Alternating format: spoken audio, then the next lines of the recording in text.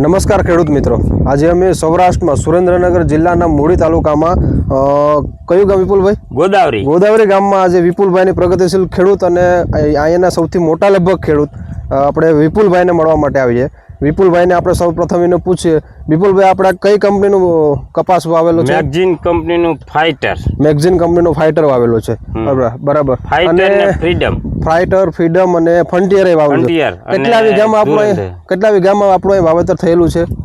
આપણે 100 વીઘાનું વાવેતર તમે કરેલું છે મેગઝીન કંપનીનું બિયારણ, બરાબર.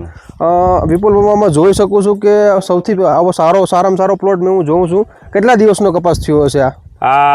25-30 દિવસ જેટલો? 28 દિવસનો, મતલબ ગણો ને 25-30 દિવસનો કપાસ. અને એનો ગ્રોથ જો, અને ખાસ કરીને જોવા જેવું છે કે સૌરાષ્ટ્રના ખેડૂતોને ખાસિયત જોવા જાય ને તો એ કપાસમાં એક ઘાસ તમને નહીં જોવા મળે, ક્યારેય ઘાસ જોવા નથી મળતું. મતલબ કે ચોકસાઈ કેટલી છે અને કપાસ સીધી ઓરો કેવી લાનો છે એની, જબરદસ્ત પ્લોટ છે, જબરદસ્ત.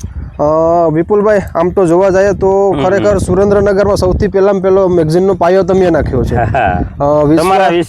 બરાબર. અને અમારો વિશ્વાસ તમારે તૂટશે નહીં, તમારે જોવું નહીં પડે. અમે ઘણા એટલા વર્ષોથી કામ કરીએ છીએ, લગભગ ખેડૂતો સાથે કામ કરીએ છીએ. બી દઈને જતું રહેવું, બિયારણ દઈને જતું રહેવું એવું નહીં. અમારો અતુટ વિશ્વાસ છેલ્લે સુધી તમે ઉત્પાદન થશે ક્યાં સુધી તમારે. આ એક પહેલી મુલાકાત છે. આના પછી તમને જીનવા લાગશે, વરસાદ થશે, ખાતર બિયારણના તમારે જે બી જોતા એ માટે પણ અમે 24 કલાક તમારી માટે હાજર જ છીએ. બાકી આવી રીતે તમને લગભગ અત્યાર સુધીમાં તમે એટલું બિયારણનું વાવેતર કર્યું, આવી રીતે કોઈ બધા આવે છે સાહેબો સીધા તમારા? નથી આવતા. તો એટલો ફરક પડે મેગઝીન કંપનીમાં. સીધા સાહેબ આવે છે અમદાવાદથી. સારું થશે એટલે સાહેબ પર અમારે દુનિયાનું વેચાય. બરાબર.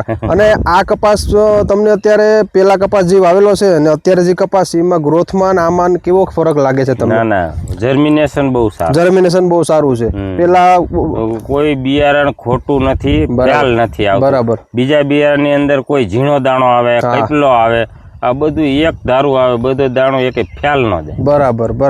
મતલબ મેગઝીન કંપનીમાં 20% નીકળી જાય, આમાં નીકળે નહીં. બરાબર, 20% ફરક પડે છે. મતલબ તમને આ વખતે 90-100% જેવું, મતલબ 99% જેવું તમને ટર્મિનેશન મળ્યું છે. અને આમ તો કપાસની ખેતી તમે ઘણા વર્ષોથી કરો છો. ઘણા વર્ષ. તો એમાં કેટલું ઉત્પાદન આપણને વીઘે મળતું? 20 મણ. તો એનાથી તો આમાં આપણે ઘણું ઉત્પાદન મળશે વધારે, બરાબર.